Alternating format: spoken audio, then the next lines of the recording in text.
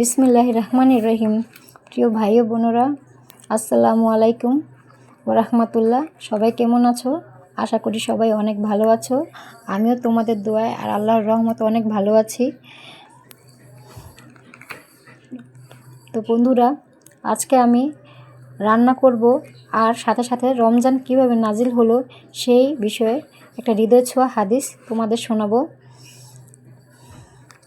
আমার হাদিসটা যদি তোমাদের ভালো লাগে আর আমার রান্নার রেসিপিটা যদি তোমাদের ভালো লাগে, তাহলে অবশ্যই প্লিজ আমার চ্যানেলটা সাবস্ক্রাইব করে দেবে এবং লাইক কমেন্ট শেয়ার করে দেবে। বন্ধুরা, আমি এর মধ্যে তোমাদেরকে অনেকগুলো ইসলামিক গল্প এবং চমৎকার রান্না উপহার দিয়েছি, কিন্তু এখন অনেকেই সাবস্ক্রাইব করোনি, লাইক কমেন্ট শেয়ার করোনি। যারা সাবস্ক্রাইব করেছো তাদেরকে অসংখ্য ধন্যবাদ। আর যারা এখনও করোনি, প্লিজ তোমরা এখনই সাবস্ক্রাইব করে দাও আমার চ্যানেলটা এবং লাইক কমেন্ট শেয়ার করে দাও। কারণ আমার এই চ্যানেলেই শুধু মজাদার রান্না এবং তার সাথে ইসলামিক গল্প এবং হাদিস আমি শুনিয়ে থাকি। তাই আমার চ্যানেলটা না দেখলে অবশ্যই তোমরা মিস করবে। তাই পুরো ভিডিওটা দেখবে না টেনে। চলো কথা না বাড়িয়ে তাহলে চলে যাচ্ছি আমাদের মেন গল্পে। বন্ধুরা, তোমরা জানো এই রমজান শুধু একটা মাস নয়, এই মাসটা হলো আমাদের প্রিয় নবী হযরত মুহাম্মদ সাল্লাল্লাহু আলাইহি সাল্লামের উপর কোরআন ওহী নাজিল হয়েছিল। মক্কার পাহাড়ের মাঝে হীরা গুহা পর্বতে তিনি বসে তিনি ইবাদত মগ্ন ছিলেন। তখন রমজান মাস, এই বরকতের মাস। রাতে ফেরেশতা এসে জিবরাইল আলাইহিস সালাম আমাদের প্রিয় নবী মুহাম্মদ সাল্লাল্লাহু আলাইহি সাল্লামের উপর এই কোরআন অবতীর্ণ করেছিল। আল্লাহ তাআলা বলেন, রমজান মাস যে মাসে কোরআন নাজিল করা হয়েছে মানুষের জন্য হিদায়াতের হিসেবে। এই আয়াত আমাদের জানিয়ে দেয় রমজান সবচেয়ে বড় সম্মান হলো কোরআন নাজিল হওয়া। সূরা বাকারা পৃষ্ঠা 2 185 নম্বর আয়াত। প্রথম ওহী নাজিল। যখন আমাদের প্রিয় নবী হযরত মুহাম্মদ সাল্লাল্লাহু আলাইহি সাল্লামের বয়স 40 বছর পৌঁছেছিলেন, তখন তিনি একদিন মক্কার বাইরে হীরা পর্বতে ইবাদতে মগ্ন ছিলেন। রমজান মাসে এক রাতে ফেরেশতা জিবরাইল আলাইহিস সালাম এসে প্রথম ওহী নাজিল করেন।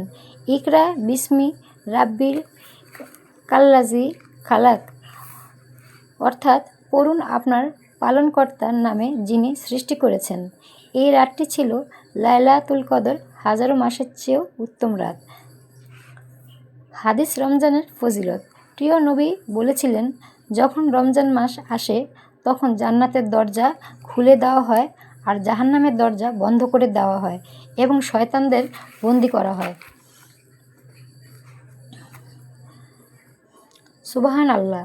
ভাবুন তো, আল্লাহ নিজে এই মাসকে রহমতের মাস বানিয়ে দিয়েছেন।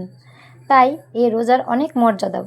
এখন এই রোজার কী মর্যাদা তোমাদের সাথে আমি সেই বিষয়েই আলাপ করছি। বন্ধুরা, আরেক হাদিসে রাসূলুল্লাহ সাল্লাল্লাহু আলাইহি ওয়াসাল্লাম বলেছেন, আল্লাহ বলেন, রোজা আমার জন্য আর আমি এর প্রতিদান দেব।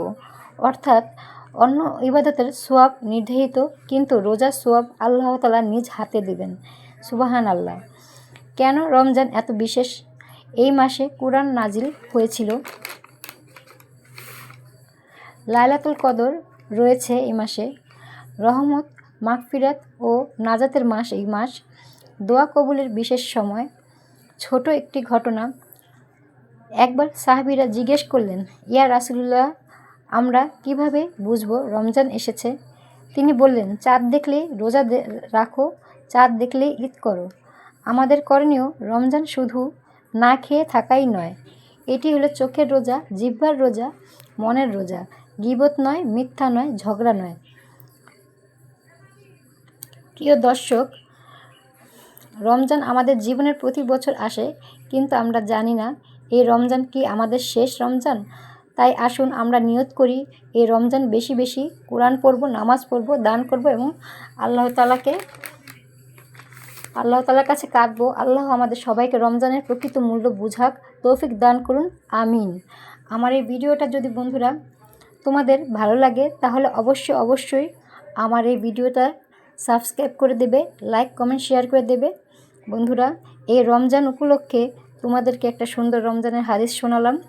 আমার এই রমজানের হাদিসটা তোমাদের কীরকম লেগেছে অবশ্যই তোমরা আমাকে কমেন্টে জানাবে। আর আমাদের এই রমজান মাস কতটা গুরুত্বপূর্ণ তাও তোমাদের সাথে শেয়ার করলাম।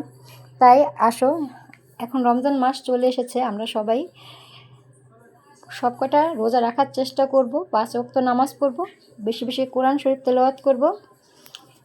বন্ধুরা, আমার এই চ্যানেলে সব কিছু হচ্ছে শিক্ষণীয় সব কিছু, তোমাদের খুব ভালো লাগবে। আজ এই পর্যন্তই বন্ধুরা, ধন্যবাদ, রাখছি।